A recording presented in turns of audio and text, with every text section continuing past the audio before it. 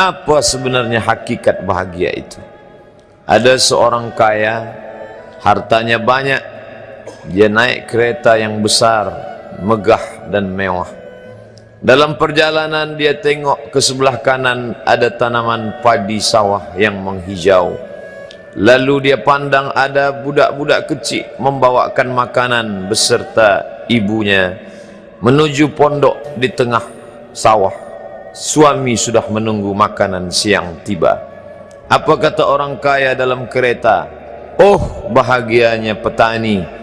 Di tengah perutnya lapar, istri dan anaknya datang. Makanan tiba pada waktunya. Air minum dapat menghilang dahaga. Lapar hilang, rindu pun sirna, karena istri dan anak ada di sekitar dia. Bahagianya menjadi petani, kata orang kaya dalam kereta. Masa orang kaya berpikir bahwa dia tidak bahagia? Si petani yang bersama anak di pondok tua itu pula memandang orang kaya di atas kereta. Apa kata dia? Betapa bahagianya orang kaya naik kereta, sedangkan aku hanya duduk di pondok yang tua. Maka pada hakikatnya manusia ini dua-duanya tak bahagia. Lalu sebenarnya bahagia itu di mana? Ada seorang anak yang sedang belajar di college, university. Maka dia berkata, alangkah bahagianya kalau saya dapat BA. Selepas dia dapat ijazah BA, lalu dia berkata, aku tak bahagia. Alangkah indahnya bila dapat master. Manakala dia dapat master, dia berkata, oh, betapa bahagianya kalau dapat PhD. Selepas PhD dia berkata, susahnya PhD, belum juga dapat kerja. Selepas dapat kerja dia berkata, alangkah bahagianya kalau menikah. Selepas menikah dia berkata, aku tak bahagia sebab orang selalu tanya, dah punya anak apa belum? Selepas punya anak, dia pula berpikir untuk menikah sekali lagi. Jadi sebenarnya bahagia itu punya siapa?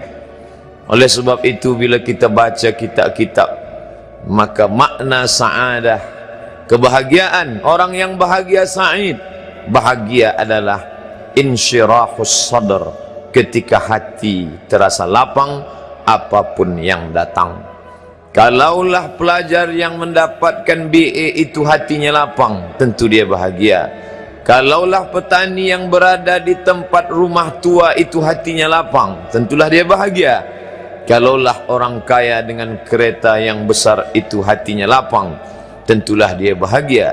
Itulah mengapa Musa alaihi salam di tengah kesusahan hatinya akan melawan ayah angkat bernama Fir'aun. Dia minta hati yang lapang. Kita semua baca doa itu, Rabbi syrahli, lapangkan dadaku.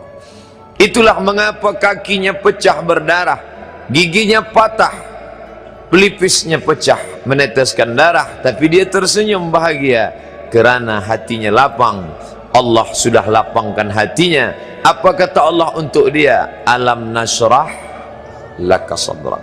Itu beza Muhammad dengan Musa. Musa meminta, Rabbi shrah li sadri wa yassir li amri wahlul 'uqdatam min lisani yafqahu qawli. Sedang Muhammad tidak meminta, belum meminta, Allah dah bagi pada dia. Apa kata Allah? Alam nashrah laka sadrak wa wada'na anka wizrak alladhi anqadha dhahrak wa rafa'na laka dhikrak.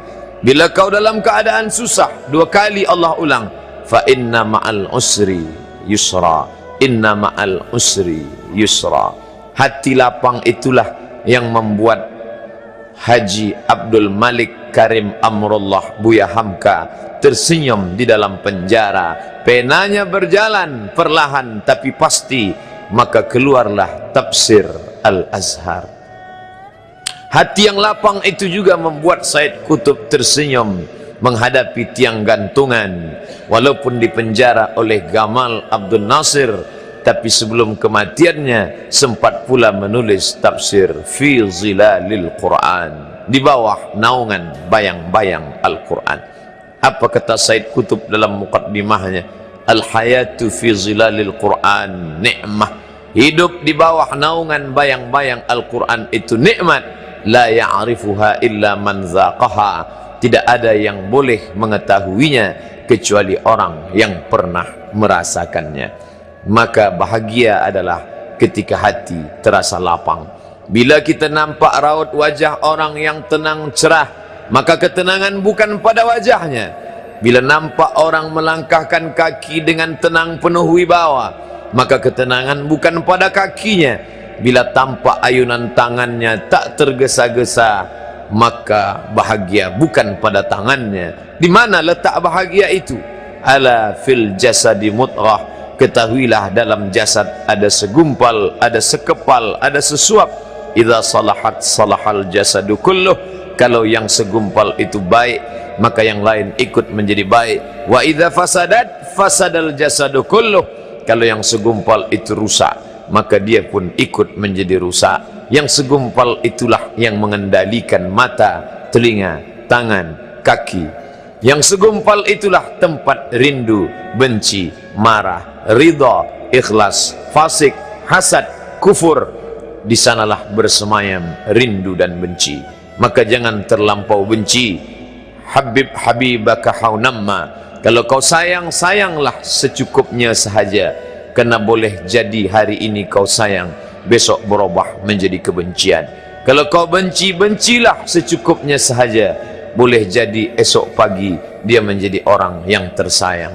Berapa banyak puan-puan berkata, siapa itu? Itulah orang yang dulu paling aku benci.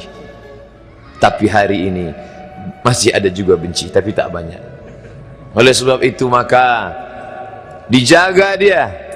Yauma la yanfa'u malun, hari itu tak ada guna harta, wala banun, tak ada guna anak, illa man atallah, kecuali orang yang datang menghadap Allah biqalbin salim, dengan hati yang salim. Qaf lam ba, qallaba, berbolak-balik. Qallaba, tidak selamanya bahagia. Kadang pagi hati tenang, petang datang dia pun susah. Kadang pagi hati lapang, petang tiba dia pun gundah. Maka apa yang dapat menolong? Ala bizikrillah, ketahuilah dengan banyak menyebut mengingat Allah, tatmainnul qulub, maka hati akan menjadi lapang. Qalbul mu'min baina asabi'ir rahman, hati orang beriman berada di antara jari jemari kuasa Rahman. Kalau dia hendak, dia balikkan yang senang menjadi susah. Kalau dia berkehendak yang susah, dia balik menjadi lapang. Berapa banyak orang yang tampaknya mungkin kita kata dia susah, tapi dia masih boleh tersenyum. Sebaliknya orang yang menurut pandangan zahir kita cukup segala, makan, pakai, tapi tampaknya kesenangan tak pernah singgah. Apa sebab? Kerana hati milik Allah. Dia ada dalam diri kita, tapi dia bukan punya kita. Lillahi ma fis samawati wa ma fil ard, apa di langit, apa di bumi, milik Allah. Balikkan kepada Allah, dari Allah balik kepada Allah.